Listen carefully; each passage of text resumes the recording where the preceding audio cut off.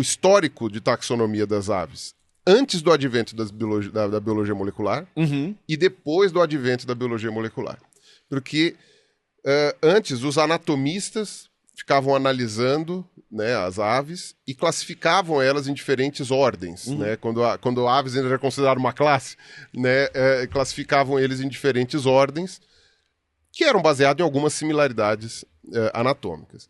E a cigana, ela entrava, se não me engano, junto com Galliformes. Era colocado junto com os galináceos ali, né, sei lá, acho que o jacu mesmo, né, cracídeo, esses bichos aí, né, mutum, os bichos diferentão.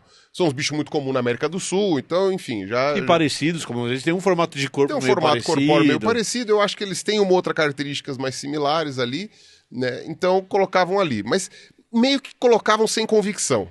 Falava assim, não tem onde colocar. Não tem onde colocar, exatamente, né? O famoso. Mais parecidinho. O famoso waste basket, né? Que eles falam em inglês, né? Um saco de lixo ou balaio de gato, né? Tipo, joga lá, porque não sabe de nada. Com o advento das biologias moleculares, das filogenias moleculares, aconteceu uma coisa muito interessante. Aconteceu a confirmação de uma série de grupos que os anatomistas já diziam que eram verdadeiros. Os caras estavam certos. E é bem impressionante. Por exemplo, o grupo que junta pica-pau com tucano. São bichos muito diferentes. Muito diferentes. E os taxonomistas lá do século XIX já falavam. Isso aqui é parecido. Né? Ou que junta... por exemplo, ou então, um grupo de passarinhos lá da África que chamam os coliídeos, né? Os coliiformes. São 6 espécies... né, que vivem lá hoje só, e eles já colocavam numa ordem separada, falando, não, isso aqui é diferente, isso aqui não parece com nada. Biologia molecular foi lá, fizeram as filogenias e confirmou, pega a árvore, aquilo separa e fica separadinho. Sai completamente separado, bonitinho, sabe que não é aquilo. Incrível, né? É muito legal. É muito impressionante. Andorinhão e beija-flor. Que também são coisas bem diferentes, Andorinhão e beija-flor, os caras já tinham juntado desde aquela época. E uma divisão, essa daí ficou clássica, né? A separação entre ratitas e as outras aves.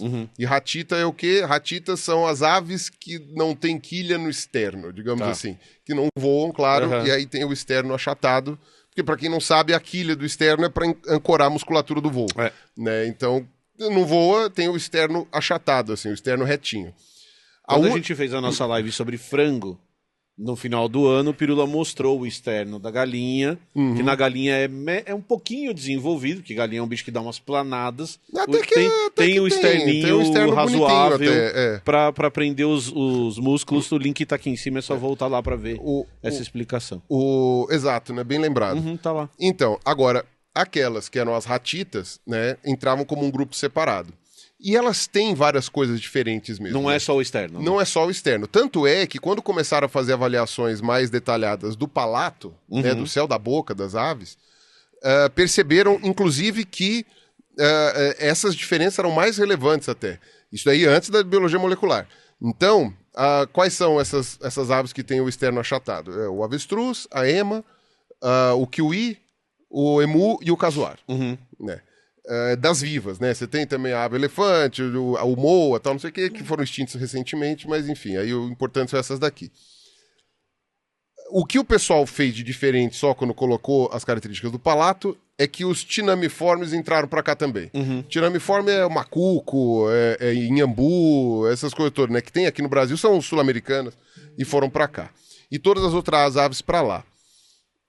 Dentro dessas outras aves, que aí a gente chama de neognato, né, que tem o palato de outra conformação, você tem uma divisão principal ali. Uma para onde vão patos e galinhas, que também sempre aparecendo como mais próximos, e outra que vai para toda a outra diversidade, todo o resto da diversidade de aves, que é 95% da diversidade de aves para outro lado. Então seriam 3 grupos principais. Tá aqui as ratitas, no caso, mais os tinamiformes, galinha e pato, e todas as outras. Mas essa divisão, desculpa, só para retomar, ela já existia pré-genética. Isso. Tá. E a genética confirmou direitinho esses 3. Tá, perfeito. E isto se mantém quanto mais dados genéticos você coloca, essa divisão, ela se mantém. É impressionante. Então, quer dizer, a gente pode dizer que ela está de acordo aí, a gente tem a corroboração de muita coisa, inclusive do registro fóssil.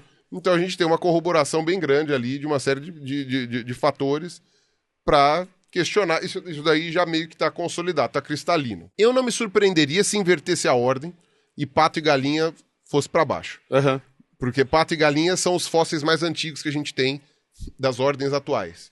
Né? Tem bicho do Cretáceo. Então, tipo, eles sobreviveram ao pedrão que caiu, a pedrona que caiu, e estão aí até hoje. Por isso que os patos são tão putos, né?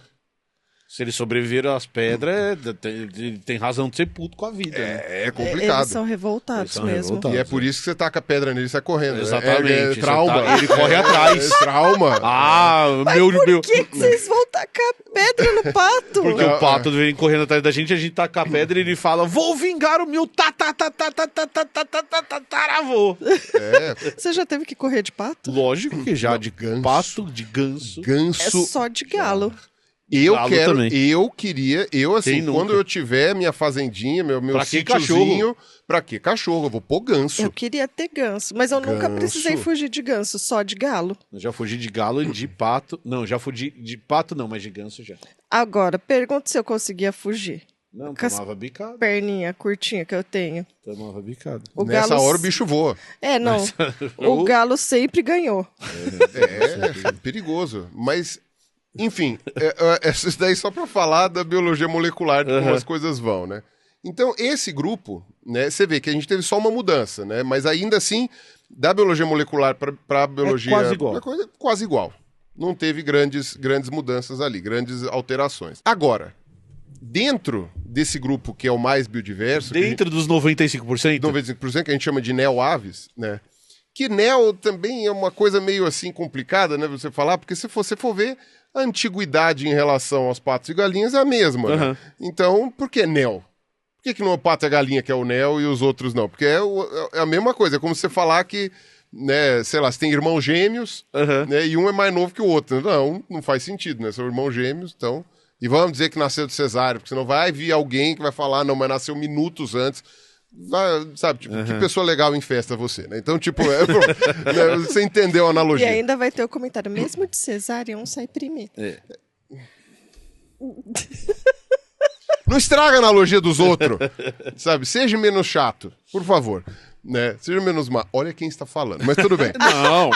Mas por que está rindo? Por que ela está rindo? Emílio, você que gosta de mim, você que está me respeitando. Pirula, você não faz isso, Pirula. Isso, muito bem, Emílio, Pirula, obrigado. Você não comete esse erro. Você que é o... Eu que sou a pessoa que te ama, Pirula. Você é a pessoa que está como se fala, atento à realidade. Atento à realidade de que você não faz esse tipo de coisa, isso, né? Você não tem essa maledicência. Essa maledicência dela. Agora faz essa cara. Então... Então, dentro desses 95%, aí você tem uma bagunça. Alguns grupos lá dentro, do ponto de vista filogenético, a gente meio que tem certeza que, não tem muita dúvida, tanto nos dados anatômicos quanto genéticos. Né? São coisas que não mudam muito. Você tem alguns grupos bem grandões. Então, por exemplo, um grupo, que é o grupo que tem a maior biodiversidade, que eu não vou tratar aqui nesse vídeo, que eles chamam de teluraves. Telur quer dizer terra, né? Então seria aves da terra, né? Aves terrestres. Porque o ancestral deles era um bicho terrestre carnívoro. Então era um bicho trevoso, assim, era um bicho com bico adunco, sabe? Garra nos pés, tal, não sei o quê. Ele é que deu origem a toda essa biodiversidade. Né? Então, as teluraves, por exemplo, os grupos mais antigos de teluraves é o que incluem as siriemas, inclui as aves de rapina, inclui as corujas, né? Então, quer dizer, são aves carnívoras mesmo, né? Bicho do capiroto. Os falcões, que o pessoal achava que eram parecidos com as outras aves de rapina, mas os falcões estão em outro lado, né? É outro grupo. Mas como a gente sabe que o ancestral era carnívoro, então, na verdade, eles só retiveram as características antigas. Então, é por isso que não tá. O carcará é um falcão, não é um gavião. Então, isso daí tem uma coisa interessante. E aí, a mudança de alimentação só se deu com o passar, depois de muito tempo, que aí vai surgir os bichos que comem planta, frutas, comem não sei o que, babá.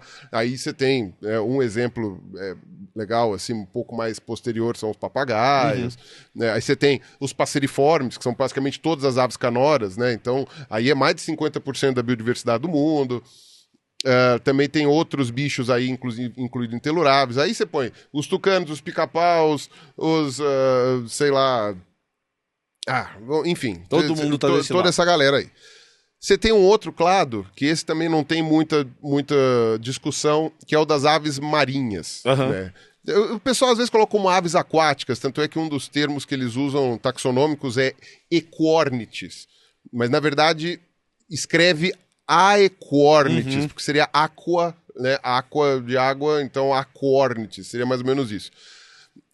Que aí entra mergulhão, pinguim, albatroz, petrel, cegonha, pelicano, que mais? Atobá, fragata, cormorão, todos esses grupos aí, né, de aves marinhas entram num grupo só, que até foi uma surpresa, porque possivelmente... tem uma diversidade bem grande, inclusive, de tamanho, formato de bico e tudo mais. Exato, e o ancestral, né, o aves, provavelmente ele era semiaquático, porque a gente está falando do ancestral entre patos e galinhas e todas as outras coisas. E os fósseis, todos eles são de uns bichos semiaquáticos. Né? E patos são os grupos mais antigos, então provavelmente, e a gente sabe que esse foi um ambiente que foi menos impactado pela queda do asteroide, então, né, menos impactado, né? Não é que não foi impactado. Mas foi menos. Então, provavelmente, inclusive, os sobreviventes estavam ali nesse tipo de vida. Então foi uma surpresa encontrar um clado com todas as aves marinhas e não elas pulverizadas em tudo quanto é canto. Então isso é interessante. Tem um outro grupo que são o que a gente chama de estrízores, que inclui... que esse é um termo chato de falar, né? Inclui os caprimúgios. Né? O que seriam isso, né? Cabra, carneiro... desculpa, é ave, perdão. Me isso perdi. mesmo. São os bacuraus, curiangos, noitibós. São os bichos pequenininhos, noturnos, com os pezinhos pequenininhos que comem inseto. O urutau, que é aquele bicho que parece um pedaço de madeira, Os bichos que é favoritos. super legal. E dentro desse mesmo grupo estão os andoriões e beija-flores, né, que são os bichos que ficaram com o pezinho muito pequenininho. Né, basicamente, essa é uma das características mais importantes. E eles têm os 4 dedos virados para frente. É o mais interessante, porque eles sobem na árvore, né, no tronco, né, e prende assim. É bem louco isso, né? E beija-flor, no caso, um dos dedos voltou para trás, mas é facultativo. Ele então, volta, se você ele prestar mexe. atenção em beija-flor empoleirado, claro, é meio difícil, não só ver o beija-flor empoleirado, quanto chegar perto o suficiente para ver. Mas você vai ver que às vezes você vai ver ele com os 4 dedinhos para frente, às vezes Em um vez que dedinho ele para joga trás. o dedinho pra trás. É que tem uns que são bem, assim, indivíduos que são bem mansinhos e vêm, né? Eles vêm, puleiram, dão uma paradinha e daí vão dar os rolezinhos deles. É uma questão de sorte, inclusive. Mas é um isso, pezinho né? tão pequenininho, Camila. Você tem que ter ou difícil, uma né? lente É, muito não, assim, boa você- para filmar, ou você tem uma vista... Fora que você tá tão maravilhado que o passarinho, né? Que o beija-florzinho escolheu você pra... Isso só aconteceu com você, Camila. Não, eu já vi em Ubatuba algumas vezes também. Como assim? É uma coisa tão fofinha. Nenhum beija-flor nunca fez isso comigo. É só você, Camila. Coitadinho. É que Também não fez com o Emílio. É um momento... Ou quando tinha aquele que Também não tava fez com muito... o Fábio, nem com o Cleito, nem com ninguém, Quando Camila. tava Isso é muito só você. cansadinho que ele parava. Lembra que ele vinha toda vez tomar água na hora de regar as plantas? Agora eles não vêm mais. São os menores dinossauros que a gente tem notícia. São tão fofos É que e eu já bravos, né? E você sabe Bravos. que eles não são fofos, né? Eles são bravos. Eles são bravos Caramba. e, assim, eles espantam outra... Eu já vi beija-flor dando corre em gavião. Já, eles Gavião são bravos pequeno. pra caramba. Eu já vi beija-flor dando corre em Territorialistas, gavião. né? Pra E cacete. fura. Fura. Fura, dá Tem peitada, vídeo, né? tem vídeo de beija-flor matando o coisa, sim, esgrima. Mas você lembra, querido? Não, os bichos são muito fofos. Eu trabalhei com rede de neblina, né? Eu já peguei Não, os eu tô beija-flor. falando do lado de casa. Lembro. Enfim, mais um grupo que também não tem muita discussão, que tá dessa certo. separação. Tem um outro também que são o das pombas, que tem umas 2 ordens ali que são menores, não vou ficar discutindo. Um outro que inclui os turacos, que é um bicho africano super bonitinho, as abetardas, que são os bichos grandões e pesados, são as aves voadoras mais pesadas que tem, e os cucos, né, cuculiforme, né, que aí entra o papaléguas, entra os anu branco, anu preto aqui e tal. Enfim, isso daí também é um grupo que não tem muita discussão. E aí, você tem o que inclui um tipo muito específico de mergulhão e os flamingos, que eles chamam de mirandornites, né, e eu descobri que Miranda quer dizer maravilhoso. Maravilhoso. E aí, aí tem mais um grupo que eu não tô conseguindo me lembrar. Esses todos... lembrei. É um que junta os rabo de palha, são aqueles bichos marinhos, né, que são super bonitos, que tem em Noronha, abrolhos e tal, que ocorrem em todos os oceanos, na parte tropical, tanto é que em inglês eles chamam Tropic Birds. São os rabo de palha e eles juntam com o pavãozinho do Pará, que é um bichinho bem diferente, mas que também vive na água, mas é água doce, né? E o cagu, que é um bicho super engraçado, que só existe na Nova Caledônia, e esse é totalmente terrestre. E é um bicho muito simpático, aliás, né? Tem um vídeo que ficou famoso na internet recente, que é de 2 dançando. Não sei se são 2 machos brigando, se é um macho e uma fêmea cortejando, mas são 2 dançando, assim, e é muito estranho, também parece filme da Disney. Porque você chega e fala, cara, não é possível, isso é um desenho animado. Eles levantando o penacho e dançando. É um barato. Enfim, esses são o que eles chamam de 7 maravilhosos, alguma coisa assim, né? Os 7 beautiful, 7 marvelous, eu não lembro agora. Só que aí você tem as ordens desgarradas. Os bichos que ninguém sabe o que fazer. Ninguém sabe o que fazer. Nem com a genética. Então, esse é o ponto. Com a genética, cada hora cai num lugar. Tá. Cada hora eles estão perto um do outro, não sei o quê. 2 deles, não por acaso, estão vinculados à água. O que faz sentido, se o ancestral estava vinculado à água, é possível que a evolução daquele grupo tenha sido muito rápida depois da extinção. E aí, por isso, foi muito rápida, num período de tempo muito curto, a gente não tem como saber quem veio do quê. Você perde o caminho, né? A gente tem que lembrar uma coisa muito legal que o artigo fala também, de que no começo da divisão dos grupos, pode ter rolado hibridismo. Então, quando eles ainda não eram tão diferentes assim, pode ter rolado ainda uma hibridização e aí a genética vai rolar, porque a gente nunca sabe, porque a gente está falando de áreas não codificantes, principalmente de DNA, né? Então, são áreas, como eles chamam? Intragenéticas, intergenéticas, alguma coisa assim. Que não codificam nada, mas separam um gene do outro. E são ótimas áreas para determinar parentesco. Por quê? Porque elas não sofrem seleção natural. Sim. Então não tem convergência. Sim. Elas são áreas que, se teve uma mutação, ela foi aleatória, a menos que aquilo mude de novo. E como são muitas sequências, né, de ATCG, a chance de ter uma sequência igualzinha é pequena.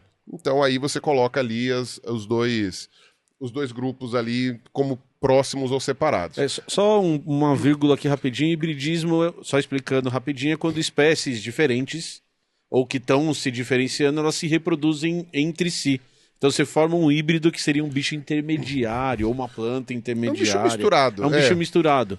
Acontece muito em plantas. Até planta planta é uma putaria que você não sabe onde começa e termina a outra. Mas elas são. Só que e surge espécie nova. Surge espécie e planta nova. pode surgir espécie nova por hibridismo. Só que não necessariamente precisam ser bichos muito próximos. Às vezes até gêneros diferentes conseguem gerar descendentes férteis. Em serpentes a gente vê isso, em sapos a gente vê isso. Então tem alguns grupos que permitem que isso aconteça. Depende de como é a caracterização de cromossomo sexual, de como que é o emparelhamento genético, dependendo da situação consegue. Então, não é assim, aquela máxima que você aprendeu na escola, eu acredito que tenha aprendido na escola, né, de que não, o híbrido não é fértil, inviável, porque é o cavalo entre a égua e o burro, não sei o que, dá a mula.